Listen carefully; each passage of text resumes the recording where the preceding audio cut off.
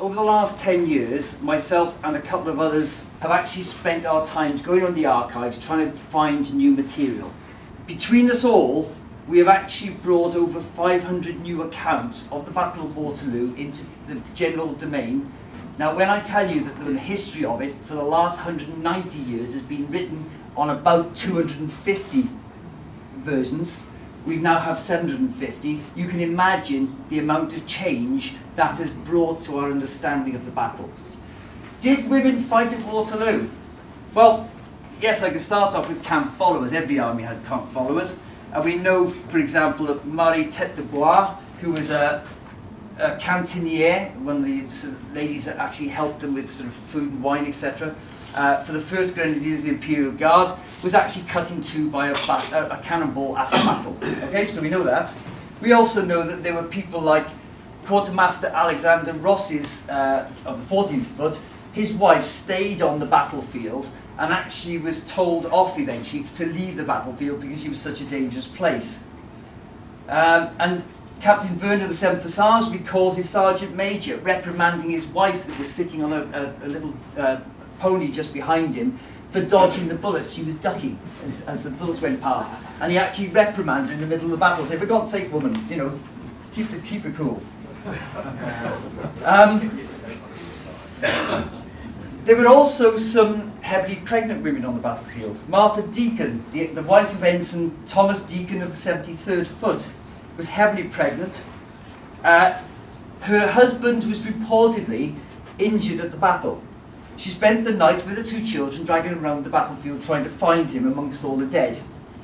She then finally found out that he'd actually been whipped off to Brussels because of his injuries.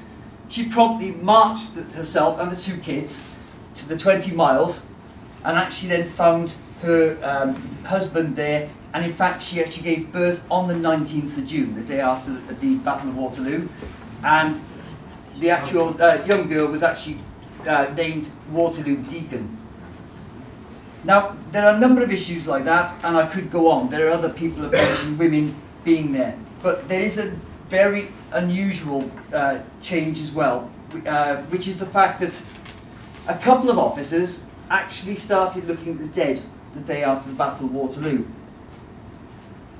And volunteer Charles Smith, who was with the 95th, apparently found the dead body of a French officer.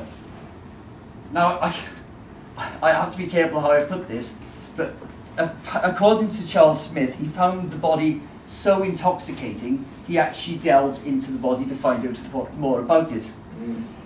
I'm not going to go into the details of that.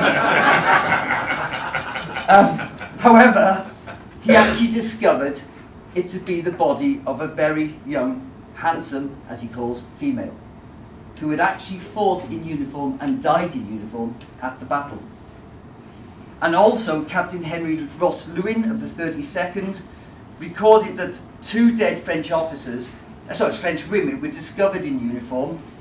He records them as being in their nankeen jackets and trousers, a bit like ordinary French soldiers.